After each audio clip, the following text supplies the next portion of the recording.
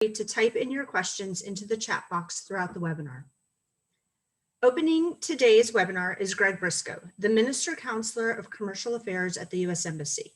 Since joining the U.S. Embassy Seoul team in 2018, Greg has been directing the U.S. Embassy's export and investment promotion investments and initiatives. Greg, please open the webinar and turn on your video and your audio, please. Okay, my video is on and my audio is on. It's very good. Hey, good morning and welcome to the first SelectTech Korea 2021 webinar. And welcome you all and thank you for taking time out of your busy days. And I hope that the information that you receive today will be very helpful as you proceed forward with your firms. The U.S. is home to many of the world's most successful companies, many which began as startups, SpaceX, Airbnb, Uber, just to name a few. In 2019, the U.S. was the largest tech market in the world, coming in at $1.6 trillion, according to CompTIA. The global economy is changing and new solutions are needed, constantly needed. And we expect that startups and innovative firms will be the new economic leaders. In fact, the United States wants more innovation, more tech solutions, and more good ideas. We want to help you find your way. As I am sure you already know, being a startup is not easy. You need a great idea, you need grit, and you need funding. Being a startup at any time is difficult, but being a startup during this pandemic can be a real challenge and somewhat overwhelming. While this past year stretched us all very thin, and about 100,000 small businesses were projected to go out of business, still some not only survived, but thrived during this time. We're seeing automation, website and marketing services, and virtual sales representatives expand, even during this time of COVID. Today, you will have the opportunity to learn more about the U.S. ecosystem for startups and tech companies. You'll be able to gain tips from U.S. venture capitalists and accelerators on global expansion strategies. And you'll find out more about the largest U.S. investment summit and our SelectTech Korea 2021 event, which will include pitch sessions. So I welcome you all today and want to thank our speakers and panelists for taking time out of their busy schedules to share some words of advice. I look forward to hearing their tips and answers to your questions. So welcome, and I hope you gain a lot from this event and this webinar today. Thank you. Thank you, Greg. It is now my pleasure to introduce you to our first speaker, Ms. Jacqueline Vitello. Jacqueline is the Deputy Director of Programs and Events at the Department of Commerce's SelectUSA office. She specializes in innovative programming to support foreign direct investment to communities across the United States. She will provide an overview of the U.S. ecosystem for startups and will introduce you to the upcoming SelectUSA Investment Summit that will be held virtually from June 7 to the 11th this year, and registration is already open. Jacqueline, please take it away. Thank you so much, Tipton. So as Tipton said, my name is Jacqueline Vitello and I work for SelectUSA. Hopefully most of you are familiar with the program, but if not, the mission is to attract foreign companies like yourselves who are looking to move to or expand to the United States. So I'll go over what our services are in a little bit and about the investment summit. But first, as Tipton said, I'd like to share a little bit about the ecosystem, a very broad overview of both the tech sector in the United States, as well as the startup ecosystem in the United States. So first, I just want to say that SelectUSA and the Department of Commerce, as well as the federal government in general, is working very hard to create a diverse economy and diverse environment, including startups like yourselves, in which you guys can bring forward new ideas and innovations to the United States. So our services And our role is to smooth the process for companies like yourselves to expand your operations. So we help you make connections. We help you identify the right locations for yourselves, which may or may not be the cities that you are and states that you are already thinking about. And we also work very hard to elevate the work that our states and cities and local economies and local partners in the United States are doing to attract companies like yours. So I'm going to share my screen. Can you guys see that? Somebody can give me a yeah. Yes, Yeah. we can see it. Perfect, great. So I'll go through these somewhat quickly, but if we have questions after the fact, then I'm happy to answer anything. But I want to leave most of the time really for our excellent panelists of experts. So this is according to Startup Genome, which has a great report that they do on startup ecosystems across the United States every year, or across the world, I should say. But in the United States, 35% of the top 40 global startup cities are in the United States. You can see 5 cities ranking in the top 10, which probably won't surprise you: Silicon Valley, New York, Boston, Los Angeles, and Seattle. But another 30 of the top 100 emerging ecosystems are also in the United States. And these emerging ecosystems sometimes work a little harder to attract startups like yourselves. So they may or may not be a better fit for you. So the broad point and the point that I'm going to make repeatedly is that there are numerous globally competitive cities for locating and growing your startup in the United States. And there may or may not be the cities that you're already thinking of. This is a map that's just representative of the both existing and emerging ecosystems in the United States. The blue dots represent the top 40 or the top 40 represented in the US, and the red represent the emerging ecosystems. So once again, as you can see, there are a number in the middle of the country and not just on the coasts. And even where they are on the coasts, they may not be cities that you were already thinking of.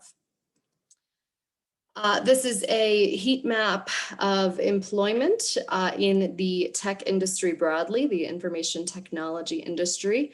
The dark blue represents high employment specialization and share, which just means that there's strong employment in the IT sector in the dark blue. The lighter blue represents just high employment specialization, and the whitish yellowish color represents high employment share. So again, you'll see some familiar cities, but some less common that you may or may not have heard of. This map represents employment growth rate in the information technology sector. This is the latest data that we have available to us, but it does represent trends that are continuing to grow to this day. So you'll see a couple that are called out, and again, the darker the blue, the more growth, the higher the growth rate. So you'll see Georgia, Connecticut, Nevada, Utah, and Oregon in the 2012 to 2017 period had very high growth rates in the tech sector. This is the high tech and early in life cycle, which is code for startup establishment ratio. So this is the number of companies that have established in these areas or started up in these areas from 2012 to 2013. Again, this is unfortunately the latest available data we have. But you can see here that there are some, again, dark blue areas throughout the country, and that there is a great representation throughout the United States. Here's just a couple of call outs for the highest ranked. You'll see that San Jose, Sunnyvale, Santa Clara, that's the Silicon Valley area. That shouldn't be surprising. But the others are maybe a little bit more surprising. Carson City, Nevada, Boulder, Colorado, which is very close to where I am right now, and the Washington, D.C. area. These are startup ecosystem rankings, and so this source is from Startup Blink. They rank, how many types of partnerships, the friendliness of the environment, and all kinds of different factors that we can go over, and we can certainly send to you. And you can look this up on your own if you're interested. The top 4 or 5 probably, again, are not surprising. San Francisco, LA, Boston, New York. But again, the broad point being that there are opportunities across the United States, and not just in these cities. And many of these cities and states and counties and regional level economic development organizations are very eager to attract startups like yours. And this is where really SelectUSA can come in and help. I should mention off the bat that most of our services are free of charge, so there's no reason not to take advantage of them. And you can either get in touch with us in the District of Columbia at headquarters, or you can get in touch with your local specialists like Tipton, who can help you get started on this journey. And what we do, essentially, we provide market research. So we have a fantastic data and research team at SelectUSA who can have a consultation with you and talk to you about your very specific requirements. My colleague, who's the director of our research team, always uses the example. They had an agriculture company who wanted to move to the US and wanted to know the pH levels of soil across the country. And they were able to narrow down into very, very specific data. And so we can do that and help you decide what areas across the United States might make the most sense for you. We, of course, do much more normal things like finding workforce, partnerships with local institutions, including R&D centers or universities, help you assess different tax levels across the United States, utility costs, and things like that. But we can get very specific to what your needs are and help you identify the right location for you. We, of course, have events and services that we provide, which I'll go over the investment summit in 1 second. And then we have an ombudsman service, which helps you to navigate the federal government in the United States. So if you had a question for the Department of Defense or the FDA or the EPA, we can help connect you to the right partners throughout the federal government, because that can be a little bit difficult to navigate at times. So this is a very wordy slide, but this is our general flyer. As both Tipton and Greg said, we have upcoming the 2021 SelectUSA Investment Summit from June 7th to 11th. This is an annual event. This year it will be virtual. This slide and a lot of the programming that we have is geared specifically towards startups. So we will have every state, almost every state in the United States will be there and ready to talk to you about what they can do for you and why they would like you to be in their region and what sort of incentives they can offer, how they can connect you to different partners locally, and more. We will also have federal government resources there. You as startups have a discounted rate. The normal ticket rate is $750. For startups, it's $350. You have the opportunity to apply to pitch, and the winner of the pitching competition for Korea will automatically be pitching at the investment summit, which is great. We also have many, many sessions on things from financing and fundraising and scaling to, again, workforce development and taxes and visas and typical investment topics. So we can answer lots more questions about this or about anything else I've covered, but I don't want to take up too much time, as I said, so I will turn it back to you, Tipton.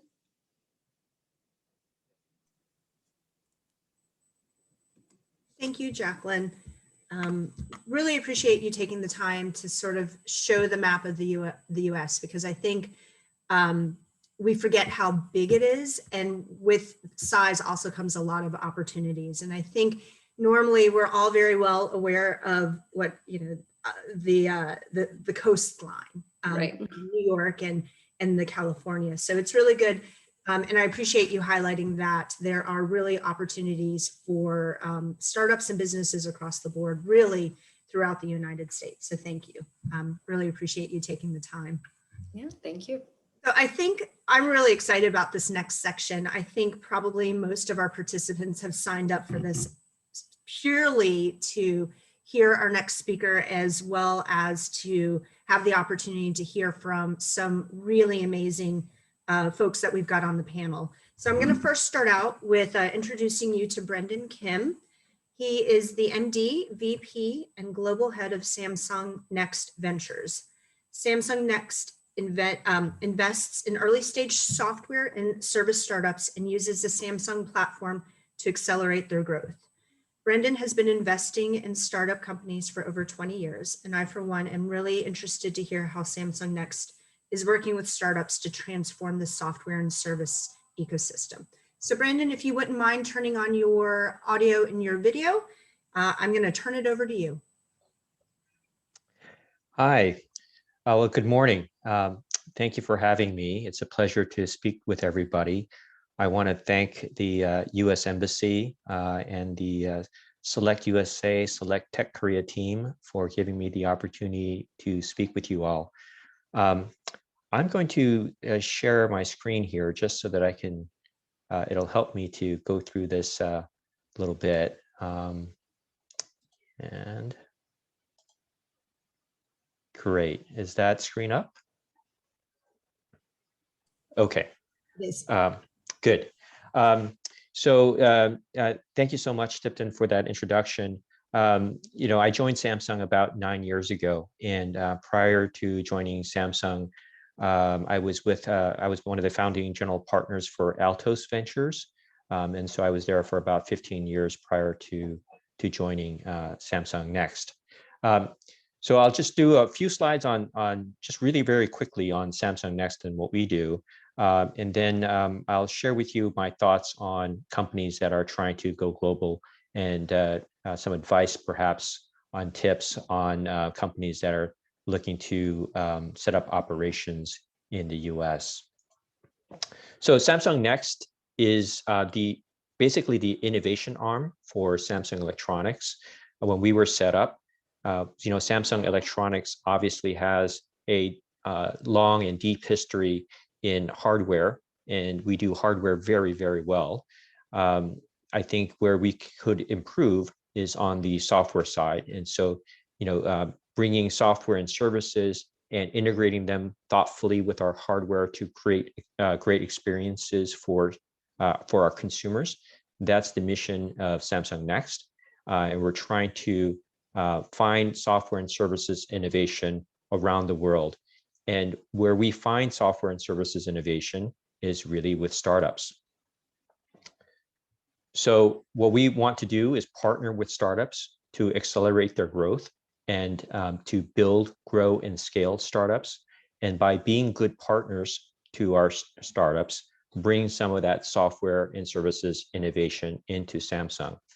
Two of the large teams that we have within Samsung Next to help us to do that is a ventures team and an M&A team. So on the venture side, we invest in early stage startups, typically seed stage startups, also startups that are Series A, B, and C. We also acquire startups. So if you are ready to scale globally with Samsung, we can do acquisitions of startups. Most of the large software acquisitions that have been made over the last 8 to 9 years at Samsung have been done through Samsung Next. We make investments all around the world. So we have 4 global hubs. So Silicon Valley, New York, Tel Aviv, and of course, Korea. And through those hubs, we've made investments in the US, Korea, Israel, Europe, and India. And we've made over 100 of those investments. And in the last 8 to 9 years, we've had a number of those companies go global and come to the US from, let's say, Tel Aviv or from Korea. And so I want to share some lessons learned that I can share with you about what it might take for those of you on this call to come to the US. So the first thing is to make sure to go global, but only if you need to go global. And I think the key operative question here is to think about your total addressable market. And of that total addressable market, what market do you really want to address? And how much of it is outside of Korea? Many businesses, particularly in B2C businesses, can flourish very well and do very well inside of Korea. Korea has become a huge market, particularly in tech, particularly in consumer tech. When we first invested many years ago now in Coupang, when I was at Altos, we thought for sure that Coupang would have to go internationally, that we thought for sure that Korea was too small a market and that we would either have to go to other parts of Asia or perhaps enter the United States. Of course, we were proven absolutely wrong. Korea is a major market for commerce. And the CEO recently said in a public statement that he felt no reason to go outside of Korea because we're only scratching the surface in Korea, that maybe Coupang had penetrated 3 to 4% of the available market in Korea. And so you can definitely build large giants in Korea, especially in today's environment. But other companies, particularly those that are in B2B, do require global access and require access to the US. And so again, I think the operative question is to think about where your total addressable market is. If it is outside the US, if it is outside Korea, then you definitely do want to go global. But as you go global, you want to think about why it is that you started in Korea. What advantages do you have in Korea? Is it the access to talent? Is it the access to an early tech adopter market? And so you want to be cognizant, or you want to be aware of the advantage that you have in Korea and make sure that translates to an advantage when you go globally. If you don't see that advantage, if there is no advantage to being in Korea in that way, then I would suggest that you really need to transplant the entire company to where your total addressable market is. The next thing I would say, is to go big, but start small. And by going big, I mean that you really want to go with commitment. It's not about setting up a satellite office. If you need to go globally, show real commitment. And that really means, in my mind, really relocating senior leadership. And ideally, I think, a co-founder. It has a huge signaling effect, not only in the market, in the new market that you're going to say that you've got a co-founder or very senior leadership in that new market, but it's also a signaling effect to the rest of the company, to show the rest of the company that you're very serious about going globally and that you are a global company and not a Korean company. As an example, one of our Israeli companies called Stream Elements, the CEO actually moved to San Francisco. Initially, it was going to be on a temporary basis for about a year, and it's turned out that it was important for him to actually relocate the entire family to the US. Most of the operations, the technical operations, are still in Israel, but all of the marketing and sales operations are now in the US.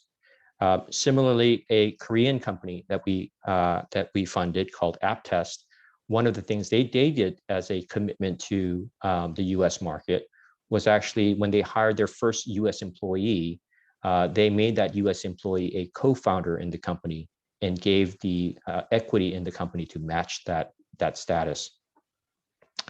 But then I would say start small. So go with a small team. It doesn't mean by going big, making a commitment, it's not about hiring dozens of people right away. It means showing that kind of go big commitment, but being prepared to experiment, to iterate, much as you did in Korea. The last thing I would say is go early, but again, not too early. And by starting early, I don't mean that you have to, I mean, even before you move to the US, that you start to think globally and you build your team globally. Build a team with global experience. And when you think about your product, think about a product that can be global, that can be adaptable to local workflows, to practices and customs and cultures. You want to make sure that you're building in that flexibility and that understanding from the very, very start. Then the last thing I would say is that, start early, think about these things, but make sure you can win at home first. So don't go too early. Make sure that you've found product market fit in your home country, because the focus, I think a startup focus is very important. And so as soon as you go global and have a whole nother team, a whole nother market to manage outside of your home country, you're going to inevitably lose focus. You're going to not have that focused management bandwidth. And it's very easy then to lose in both countries, both in Korea as well as wherever you are expanding. So make sure that you can win at home first before you decide to focus elsewhere. So going global, I think, is a very daunting task, but done right, it's a huge opportunity, and it's increasingly becoming a given in many of the industries and many of the sectors that you probably operate in. The world is smaller. Ideas and innovation are born in multiple startup ecosystems around the world, and these ideas and innovation travel faster than ever before. And so it is important to think globally if that's what you need to do. I'll stop there because I know that my fellow panelists have a lot to say about this topic as well, and I'm happy to address any questions that you have after that. Thank you. Thank you, Brandon.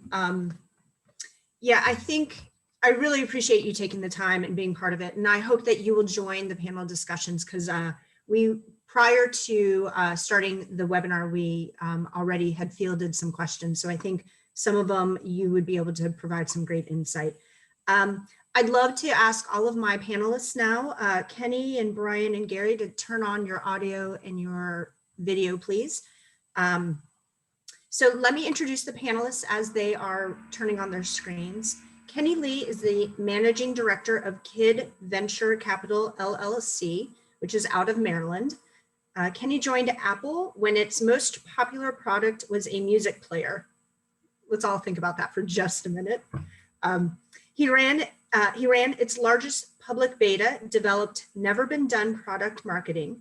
And then later, Kenny launched two startups, one tech called The Existence Inc., one investment called Invest Ed, for which he raised a little, learned a lot, and got a software patent.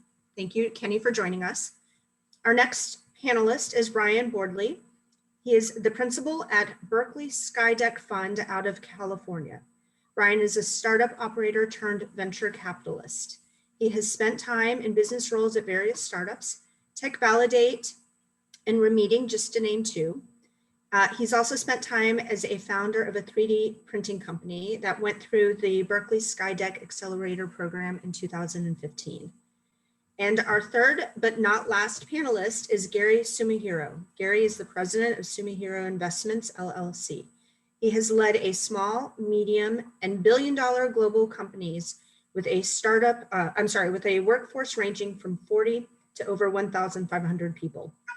Gary has extensive experience in startups, private placement, operations, sales and marketing, project management, real estate, innovation, new product and market development, HR, business chain, investor, NPO fundraising, and strategy development. He has also led international teams for successful sponsorships and partnered with NPOs around the world. Gary, I'm not sure there's anything that you have not done yet, but again, welcome to Kenny, Brian, and Gary. Let me see. Thank you. There we are. Okay, well, I think the first question that I would like to ask all of our panelists, because it was what we started out with the idea of doing this webinar, is if you can give me one or two pieces of advice or something that a company really, a foreign company that wants to pitch to US investors or accelerator programs, what is something that they really need to do or say or show? This is just a quick rapid fire. So Kenny, I see your face, so I'm going to ask you to go first, please. Thank you. Thanks for inviting me. It's great to see everybody here. I thought a lot about kind of having, your purpose well understood. In other words, what is your company really set out to do, or what is you as a founder really set out to do? And then explaining and showing ways that that purpose plays into the business that you build, the decisions that you make, the team that you bring on. An example of this would be something you may talk about how you might serve the needs of a certain group of people, but if I don't see any evidence of what you've done or decisions you've made in service of those people, it starts to feel very disconnected to me. So I really like to hear and see like evidence of like what the true meaning of your company means for you and why it's in existence, and then ways of that exists or that purpose has come to life. Thank you. Gary. Well, in general, let me talk about pitch decks and what we look at over here. Asians in general like to create detailed pitch decks that run into dozens of pages. Don't do that. The people on the panel like me get pitched dozens of times a year. Keep your pitch decks and your verbal pitches short and concise. And I'll give you a little history on that. I was a judge on the now somewhat infamous Pitch at the Palace that Prince Andrew put on at the Sheila Hotel a couple of years ago. And I believe there were over 200 startups that applied and 20 were given 2 minutes. And if they weren't finished, someone rang a giant gong and led them off the stage. But the learning lesson, it was very, very effective for the startups in getting their message across concisely and in a short time. I'm going to have to go get myself a gong for our pitch session. That's great advice. Brian, what tips do you have? Yeah, I think one of the tips I would say is really try to understand the US competitors and the current players in the US market.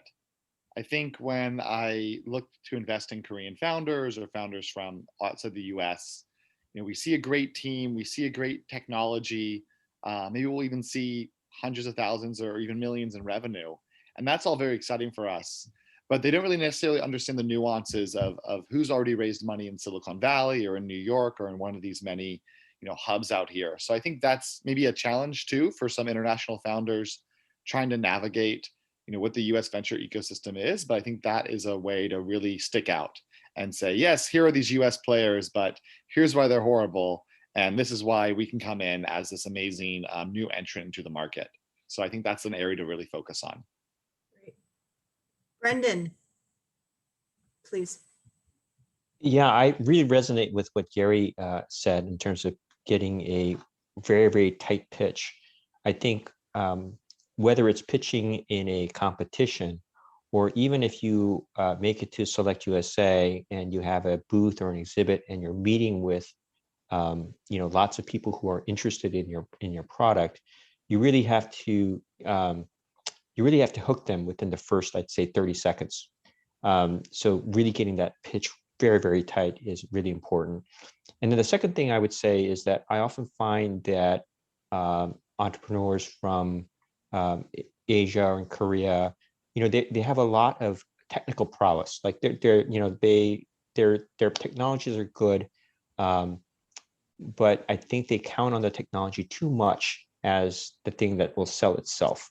And so really having a sharp understanding of what the go-to-market is, and that goes to a little bit of what Brian was talking about, having a really good understanding of what that go-to-market is, because unfortunately, technology doesn't sell itself unless it's markedly better. A few things are that they're incrementally better, and so what is your go-to-market? How are you going to win? Because again, I don't believe that technology sells itself. That's pretty interesting because, in the world of TV and marketing, you always hear that it's the tech. It's always just about the tech. But what I'm hearing really from all of you is there really is the element of it's about the people and it's about the idea and it's about highlighting a really good, a clear and tight idea and focus. So those are great. And I appreciate that, especially since we will be doing a pitch session in a couple weeks. So I want all of our participants who hopefully will be applying to be thinking about these ideas. So on the flip side, and Gary started the conversation, and I'm going to give him another bite of this apple, is what really should a company not do when they're first engaging with a potential investor or someone who might be interested?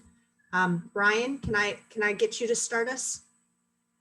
Yeah, I mean, I think one of the biggest problems I'll see with a company trying to pitch me is that I feels like they're talking at me, that they really want to go through their pitch and they want to hit every single slide and every single point, and it feels like a very non-personal process.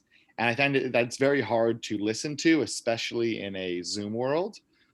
So that would be my advice: is to maybe stop for a second and try to establish an understanding of who this investor is, what they're interested in, and even keeping your initial pitch a little shorter so there's more time to have a conversation with the investor. So I think that's probably one of the things I would think about is, make it a conversation. Don't necessarily just make it a pitch. So that's some advice I would share. Kenny, what are your thoughts?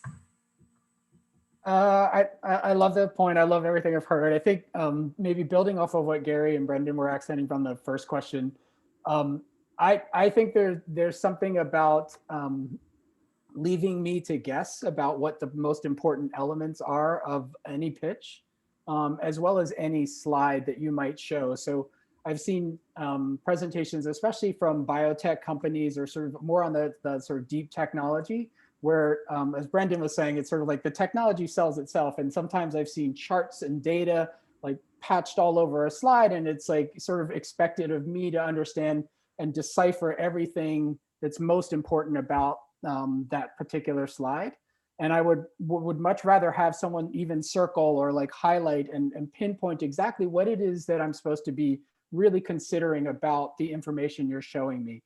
It just helps your flow. It helps the viewer really take in and see the points that you're making without having to try to like let their mind sort of figure out all of these different elements themselves. And I would say like across your presentation, it's not just slide to slide, but I think I sort of, maybe this echoes a little bit what Brian was saying, is really like thinking about who you're presenting to. And I call this kind of the so what test. Ask yourself, like, why does that person care about what you're presenting? Like, what is the sort of so what for them? And like tailoring your presentation each time to understand, like, this investor is different from this one, and they'll probably want to hear more about this than that. I think there's something about considering that audience and then really asking yourself, like, so what about every slide in your deck, as well as like the entire deck itself. Hey, Brendan, your turn. Yeah, I mean, I think this point has been said before, but don't get into details in your first pitch. Let the investor ask about the details, but really, don't especially in a slide deck or something, don't overdo the slide. It should be very crisp, easy to understand, very linear, and if the investor wants to drill down on a certain point, they'll ask the questions, and then you can be prepared to answer those questions. If you need a slide to answer those questions, make sure they're in the appendix, but don't overdo the details, especially for a first pitch, because again, that's not what you're trying to accomplish. In your first pitch, you're just trying to accomplish, just trying to hook and get that interest, not so much explain everything about what you're doing. Gary, do you have anything else to add, or would you like me to go on to the next question? Well, just what is important not to do, well, at least with me, is unless you're absolutely certain, don't tell me your product is revolutionary. I can't tell you how often in pitch decks I hear people talk about how it's going to disrupt the world and change the world. I'd rather you give realistic expectations. Tell me how your product and service is meaningfully differentiated from that which is out in the market, or tell me how it promotes better margins and profitability. That will attract my attention. Uh, the second thing don't do is don't give unrealistic projections.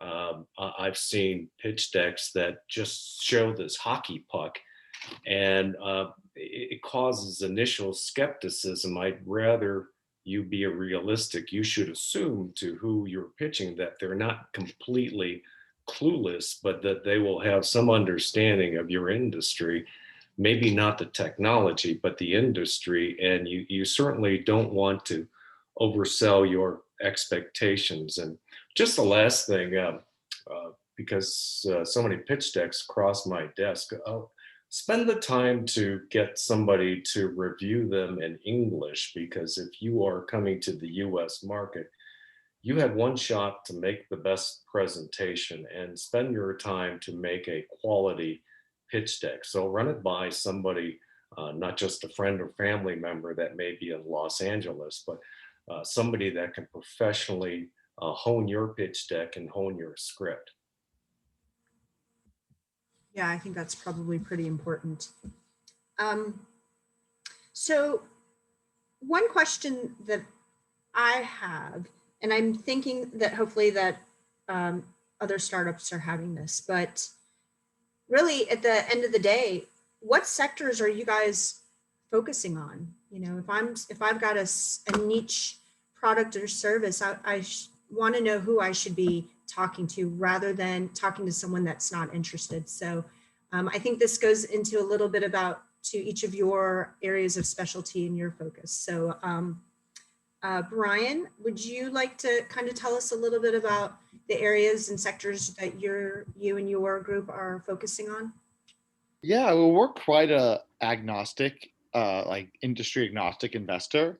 I would say the only industries we do not touch very much are consumer focused industries, because we find that there often can be some challenges in scaling across countries with consumer applications. And a lot of our core competency is in, industrial and life science internationalization. So no, I think we do a little bit of everything. We definitely do a lot of kind of PhD led teams. About 40-50% of our teams end up being PhD led. We love life science, therapeutics, biotech, AI, IoT, battery technology, chips. So we like anything that's kind of like very hard tech, because we work a lot with UC Berkeley, which really helps us provide platform for our teams. I would say what we look for is mostly a stage standpoint. Most of our companies have raised less than $1.5 million. And we like to bring them over to the US very early in their time period when we invest in them. So yeah, kind of the same as I think any investor wants to look for, great founders, big market, cool technology. And then we're the people who will kind of help you figure out that go-to-market strategy, that business model, and that right product market fit, because we know those things are very hard to narrow in on. Okay. I might have a follow-up question for you a little bit later, but to continue on, so Kenny, what are some areas that you're looking for? Well, I'll tell you, we're pretty young. We're probably the youngest group on the panel. So, but investments we have made are in the EV space, in crypto and blockchain, as well as life sciences. And we're also considering some stuff in biotech, some more deep tech stuff like AI and robotics. So we're kind of like as Brian was saying about SkyDeck, like we're sort of industry agnostic. I think we're also more focused on stage of life of startup. So we won't invest in anything past Series A, and even Series A is kind of pushing it. So we're really looking for seed, pre-seed, seed round investments. And we actually spend, we spend a fair amount of time. I drew a picture here. We spend a lot of time sort of looking at the founder. And kind of like what we're sort of presenting here is sort of like this is sort of a framework of IQ, EQ, and AQ. I don't know if you guys can see all of that. A little bit. And the way that we think about this is sort of like your IQ is what everyone thinks of as sort of basic intelligence about the business, about the technology, about the market. And we see a lot of founders that can check that box. They do have really great logical thought about the place they want to play, the product or service that they're bringing to market. The emotional intelligence is sort of this like more human part of what we want to see in a founder, is someone who's really in touch with people. And so this can be people on the outside, meaning like the people that you're serving. So the users or customers that your startup works with. We want to see how clear, a really clear connection to those people, so that you understand the product that you're building, the product market fit that Brendan was mentioning before, but not just that, the channel market fit, all these other different parts of the business model. You can go and use you see a way to use your customers to help you define and design those. And the AQ part of this is a little bit different. It's a little bit newer, but it's something called adaptability intelligence. So we look at this as how flexible are you to learn new things in the world. I think there's a great TED Talk that's out there if you search adaptability intelligence, where the speaker talks about how fast technology is moving today, how global everything is becoming. And this adaptability is a super, super important quality for founders to have and for startup companies to embody. So that part of the equation is a little bit newer, but we sort of look for, it's a pretty tall order, but for founders that can kind of see all of these different kind of intelligence meters. And then like places that we hope to find founders maybe that don't check all of these boxes, but that we can help sort of draw out some of these qualities in them. So it's not that we expect everybody to be right in the middle of these three circles, but we're hoping to find people that with over time and with guidance and with support, they can start to really develop some of these qualities for themselves as a founder. Great, thank you. Gary.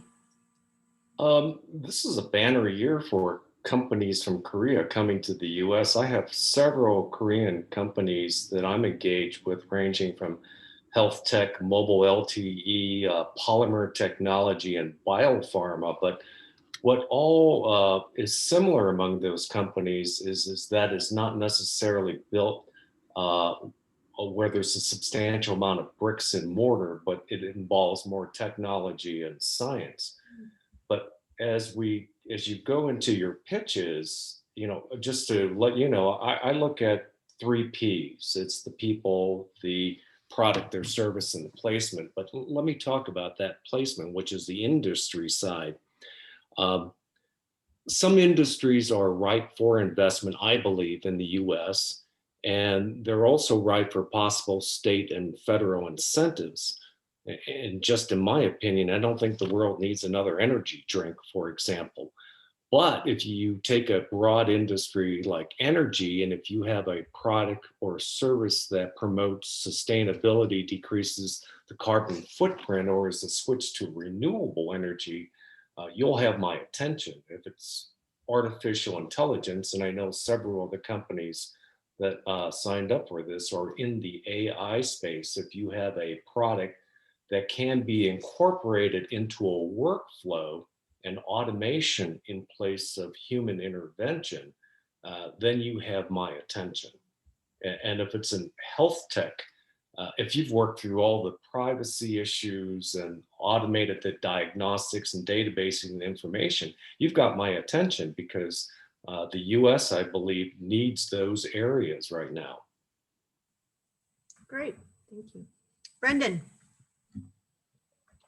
I really love Kenny's Venn diagram. That's a really good way to look at entrepreneurs. But I think this question goes to like something that I recommend for all the startups, is like doing your homework and checking into each of the funds that you're talking to, each of the investors that you're talking to get a feel for what their philosophy is for investing, as well as what they care about, right?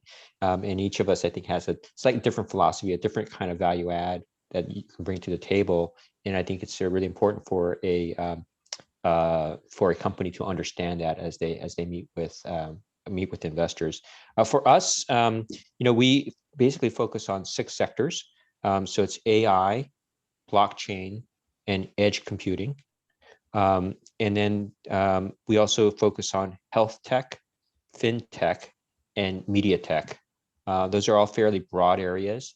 but all areas that we have interest in as Samsung, and also areas where we feel like we can help to accelerate success for the startups. So those are the areas that we invest in, and we're fairly stage agnostic. Although we have a preference to do seed, so about half of our investments are in seed, and the other half are in later stage companies in A, B, and C. We typically won't do Ds and Es. We believe that the technical innovations and the business model innovations that we're looking for are really in those earlier stages. If it's about growth, then there's plenty of other funds out there that specialize in that.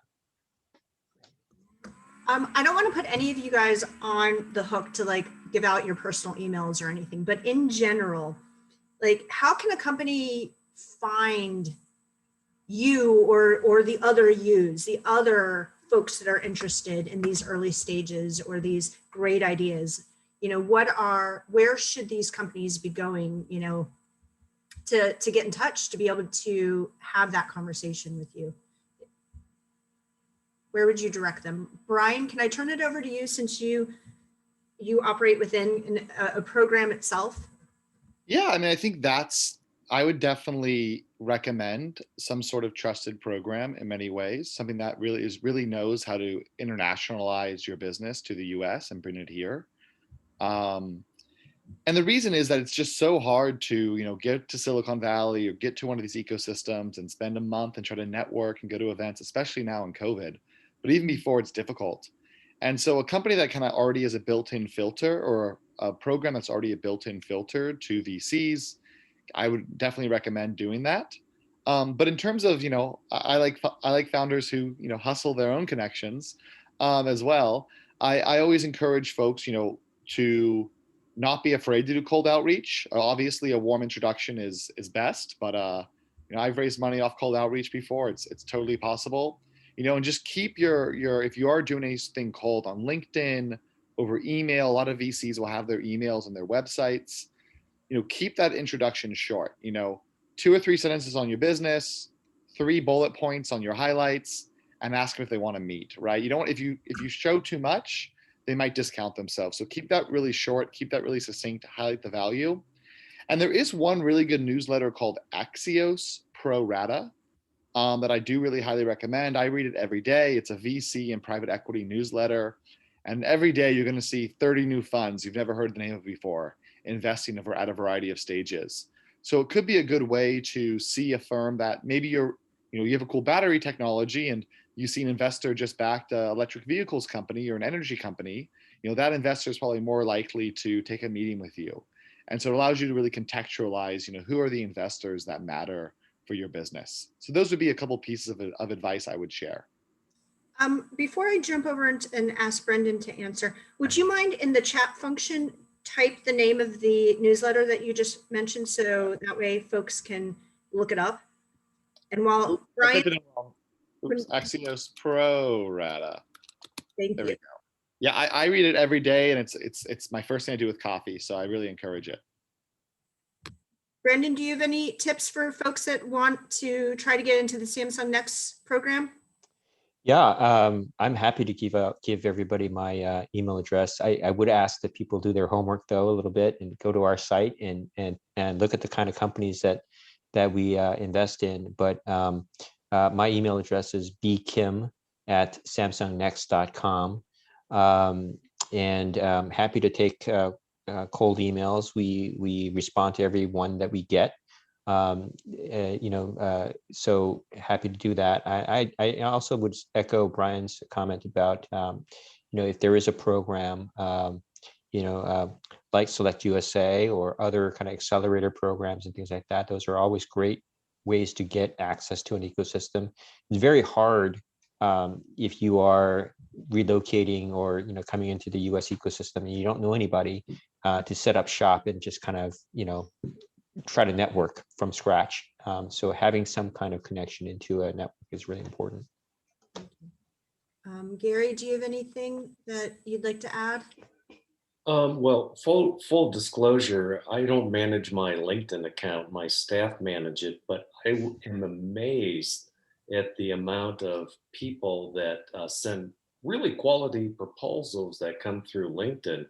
It's like one of those little magic networking things. So I recommend going on LinkedIn and see who's out there and joining some of those associations that are on LinkedIn. But the other thing is in Korea, there are a number of investment conferences. I spoke at it was the Chosun Ilbo Leadership Conference in Seoul. And I was speaking about startup investment in the US. And literally, there were about 26 companies that approached me within probably 2 days. So you use those conferences as networking, and make sure you attend those sessions that provide some interest in US investment. That's a great idea. I really appreciate that. And I think you're right. Korea has a really great startup community. And I know that the Korean government, through a variety of different programs, are really focused in fostering startups. And so it's great to know that even as someone who lives on the other side of the world, that you're finding that those are some really good opportunities.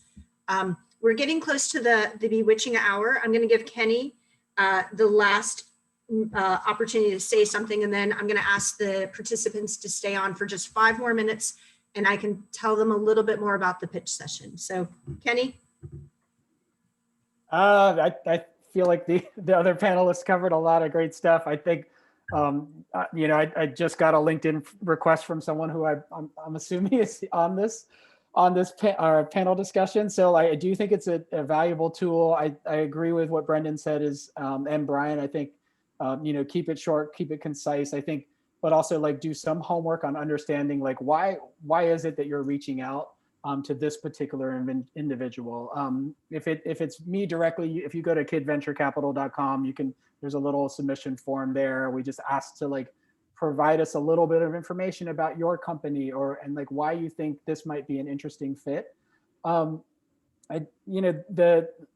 I've pitched a lot of things, I feel like, in my life. I spent some time as an independent filmmaker at one point, so I was trying to pitch for dollars there.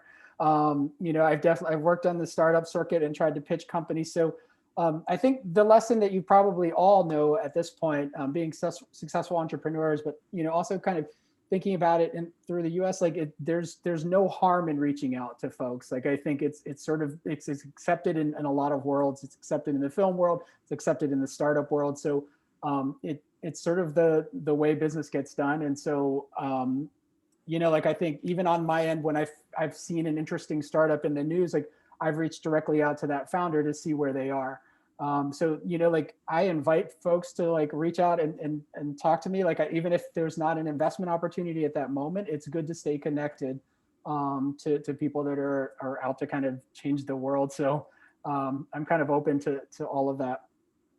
Great. I really appreciate that. I think it's sort of like I look back on the idea of the time when I was starting to look for my first job, and it's just like, where do you go?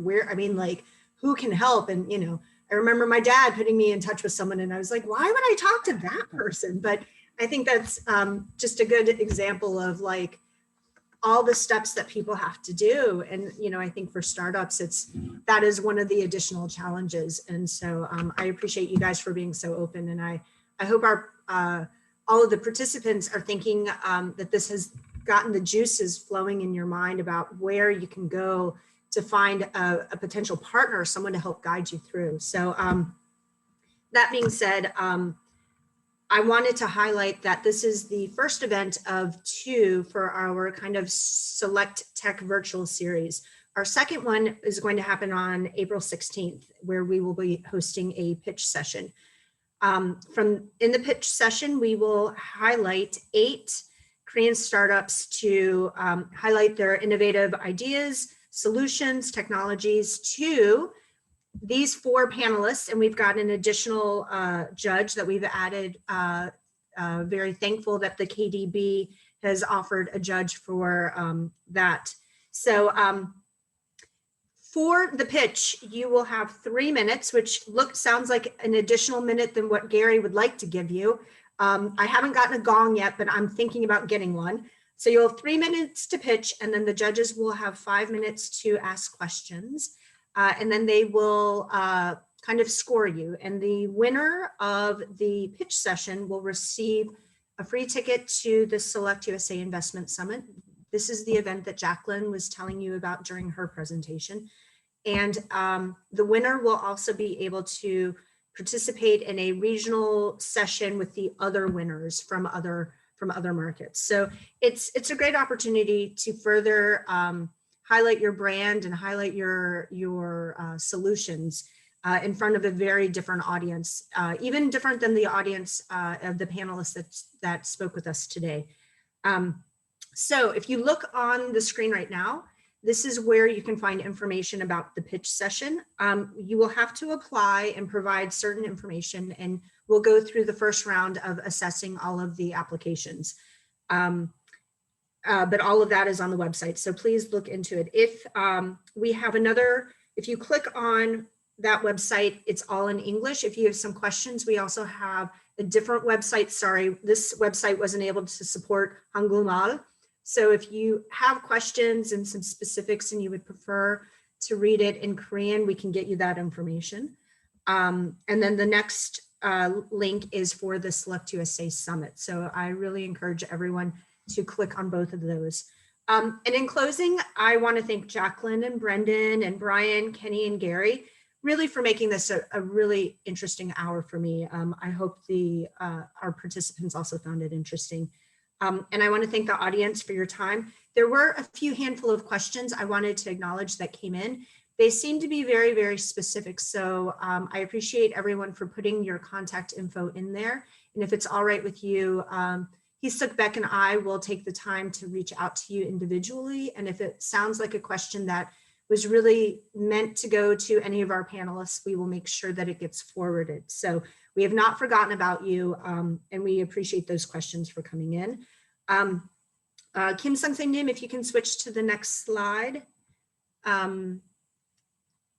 You will see Hisuk Beck's contact information. So if you guys have any additional questions between now or whenever, if you have any interest, as Jacqueline was saying, we are here to partner with you and to help support you as you are looking to grow into the US. So without any more, I want to thank everyone for their time. Thank you, everyone, and have a wonderful weekend. Thank you. Thank Thanks, you. Jacqueline.